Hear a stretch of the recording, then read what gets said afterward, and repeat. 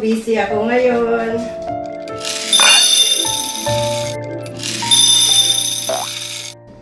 Kasi padala time na naman sa Pinas.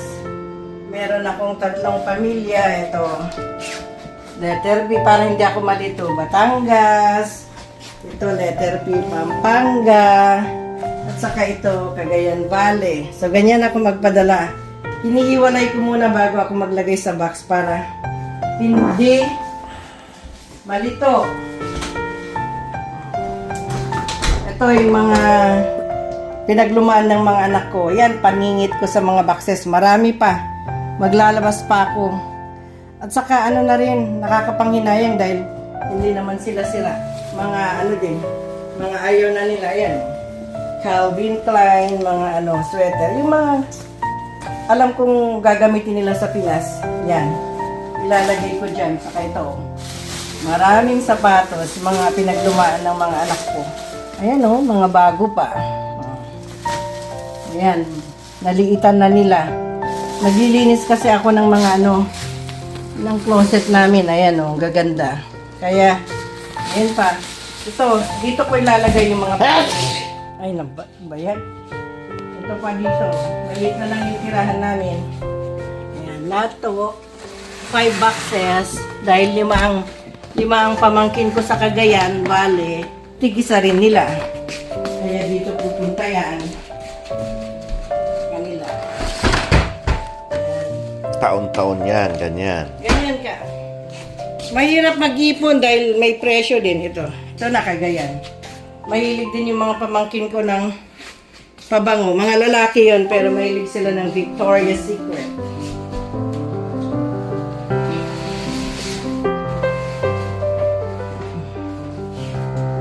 Ito, lahat to.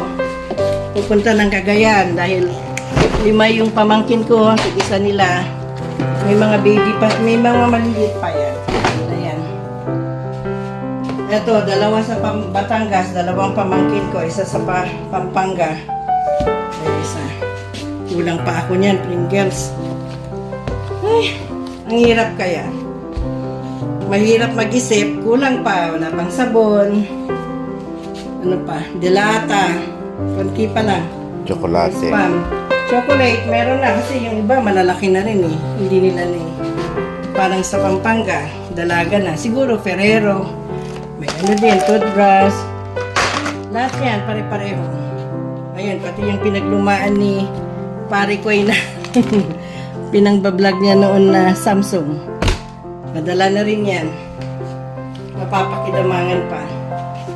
Ayan. Pati vitamins, fish oil, gustong-gusto nila yan. Meron din Centrum. Ang hirap ito, pati ito, gusto rin nila. I think galing ba sa Pilipinas to? Itong Cagayan, ayaw nila yan. Kaya betchin ang ipapadala ko. Wala pa, marami pa akong kailanganin. Yung closet namin, ang dami doon. Huli yun. Mamaya, ilalatag ko rin lahat dito. Parang ukay-ukay.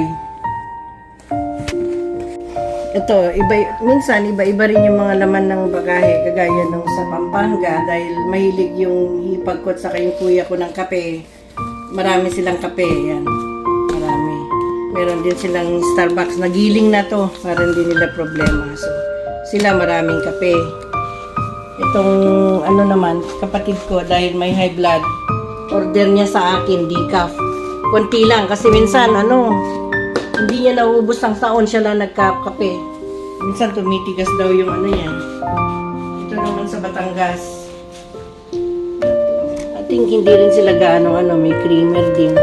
Dami pa. Marami pa akong gagawin. At saka nagpapadala din ako ng Hindi ba iodized to? Bakit hindi ito iodized? Ito, panlinis ko to ng gulay. Yung hindi iodized.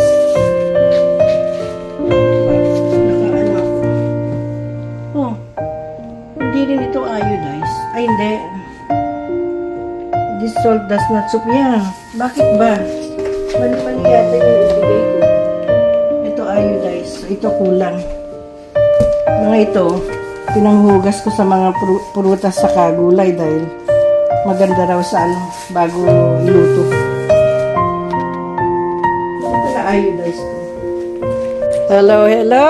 Finally, natapos din ang aking mga boxes. Ay, naku, ang tagal. Wala na akong time magkumuha ng video habang naglalagay. Niraras ko kasi pick up today. Ayan. Ito, 2 boxes sa Batangas.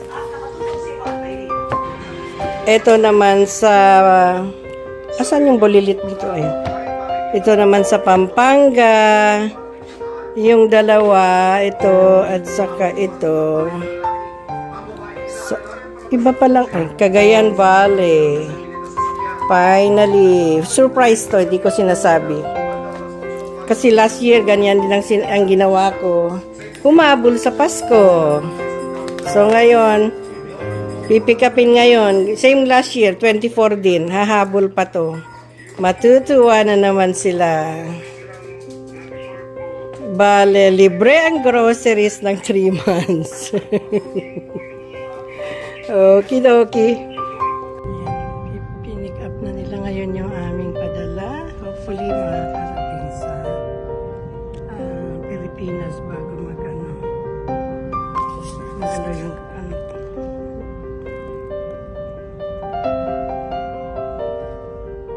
Tapos may free boxes din. 5. Yan ang Manila box for pick up. Dito ako lagi nag-video. Ay, nagpapadala. Sa Manila box, proven na to.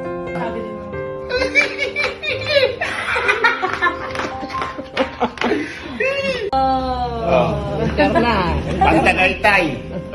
Oh, ano na? Mamay, salamat! Step! Size 10! Don't forget! Size 10! Ay, naku, malangkan sa Adidas. Sorry. Ba?